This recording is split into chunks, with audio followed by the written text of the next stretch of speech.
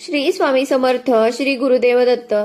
तर पितृदोष, पूर्वजांचे दोष शांत करण्यासाठी स्वामी समर्थांची कोणती सेवा करावी?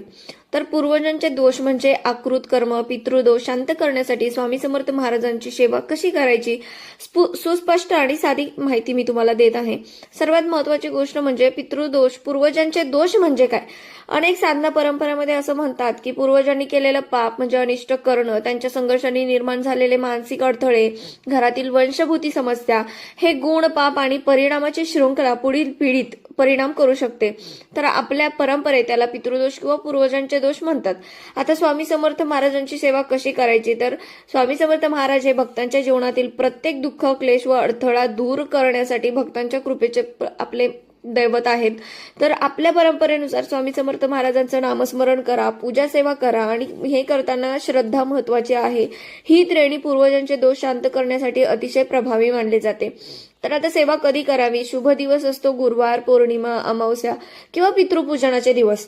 सकाळी तुम्हाला उठायचं आहे, ब्रह्ममुहूर्तावरती 4 ते 6 वाजता तुम्हाला सेवा करायची आहे किंवा संध्याकाळी 6 ते 8 या दरम्यान तुम्हाला सेवा करायची आहे. महत्वाची गोष्ट श्रद्धा आणि एकाग्रता सर्वात आवश्यक आहे. वेळ फार काही नसला तरी चालेल, पण मन सेवेचं असलं पाहिजे तुमचं. आता पूर्वज दोष शांत करण्यासाठी सेवा प्रक्रिया जी असते ती काय असते? स्थान आणि तयारी.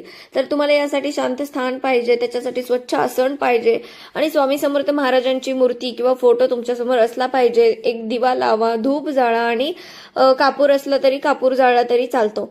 आता मंत्र जप तुम्ही 108, 21 किंवा 51 माळी करायचा आहे. मंत्राचा जप करायचा आहे. ओम श्री स्वामी समर्थाय नमः. तुम्हाला या मंत्राचा जप करायचा 108 वेळा केला तर अगदी उत्तम. जप करताना मनात लक्षपूर्वक हा विचार ठेवायचा आहे की स्वामींच्या कृपेनं माझ्या पूर्वजांचे दोष शांत होत.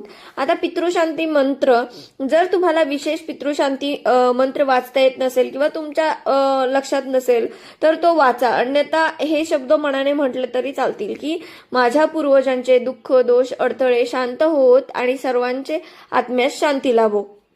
आता ध्यान आणि प्रार्थना.